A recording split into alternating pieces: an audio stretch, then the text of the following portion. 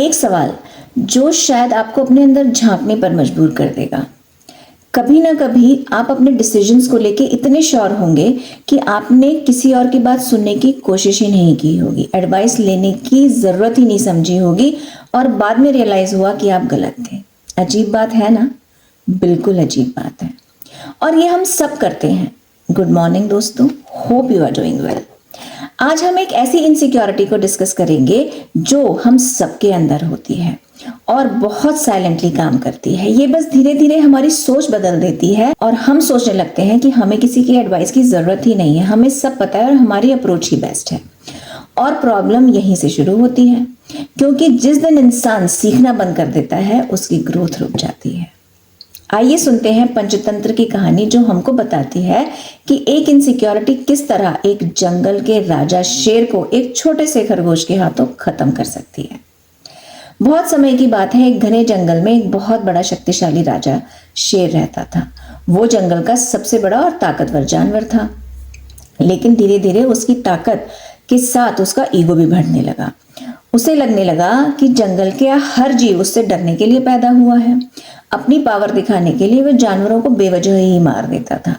जंगल के सभी जानवर डर के साए में जी रहे थे और एक दिन उन सब ने डिसाइड किया कि हम जाकर राजा से बात करेंगे। सब जानवर मिलकर शेर के पास गए और विनम्रता से बोले, राजा आप जंगल के सबसे शक्तिशाली प्राणी हैं, लेकिन अगर आप रोज इतने जानवरों का शिकार करेंगे तो जंगल एक दिन खाली हो जाएगा। हम आपसे प्रार्थना करते हैं कि हम रोज एक जानवर आपके पास भेज दिया करेंगे ताकि आपको शिकार करने की जरूरत ही ना पड़े। शेर राजी हो गया। कुछ समय तक सब कुछ ठीक ठाक चलने लगा, लेकिन एक दिन एक छोटे से खरगोश की बारी आई। वो जानबूझकर देर से शेर के पास पहुंचा। शेर गुस्से में दहाड़ने लगा, तुम इतनी देर से क्यों आए हो? खरगोश ने डरते हुए कहा, महाराज मेरी कोई गलती नहीं है, मैं समय पर आ रहा था, लेकिन रास्ते में एक दूसरा शेर ने मुझे रोक लिया। शेर हैरान हुआ, दूसरा शेर? खरगोश ने कहा, हाँ महाराज, उसने कहा है कि वही इस जंगल का असली राजा है। ये सुनकर शेर का ईगो हर्ट हो गया। उसने कहा गुस्से में कि मुझे उस शेर के पास लेकर चलो। खरगोश शेर को एक कुएं के पास ले गया।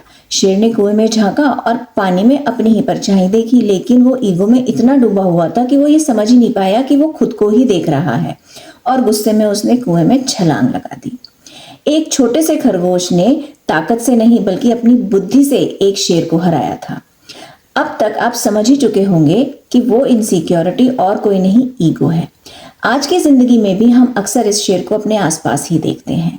एक कंपनी में एक मैनेजर अपने एक्सपीरियंस और नॉलेज की वजह से बहुत सक्सेसफुल था, लेकिन धीरे धीरे उसके अंदर ये सोच आ गई थी कि मुझे सब पता है और मेरी ही अप्रोच बेस्ट है।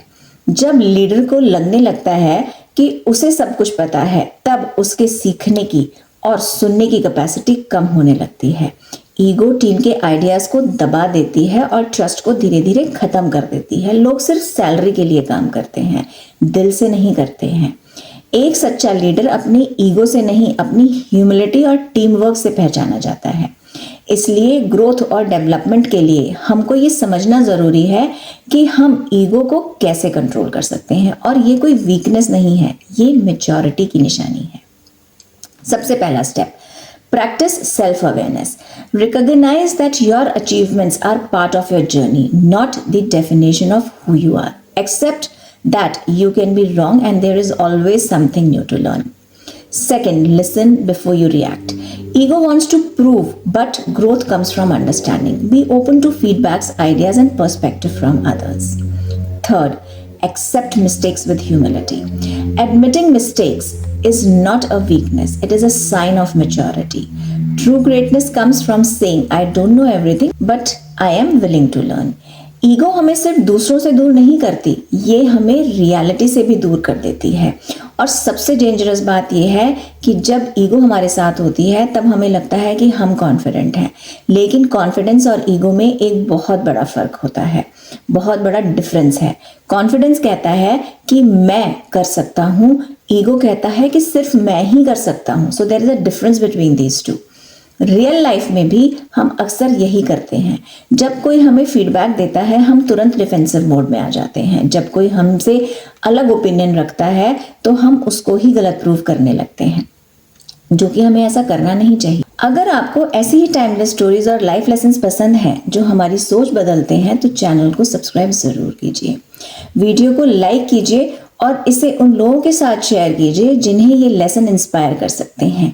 और अगर आप भी यही मानते हैं कि असली ग्रोथ ह्यूमिलिटी से आती है और ईगो को कंट्रोल करना जरूरी है तो कमेंट में जरूर लिखिए स्टे हम्बल।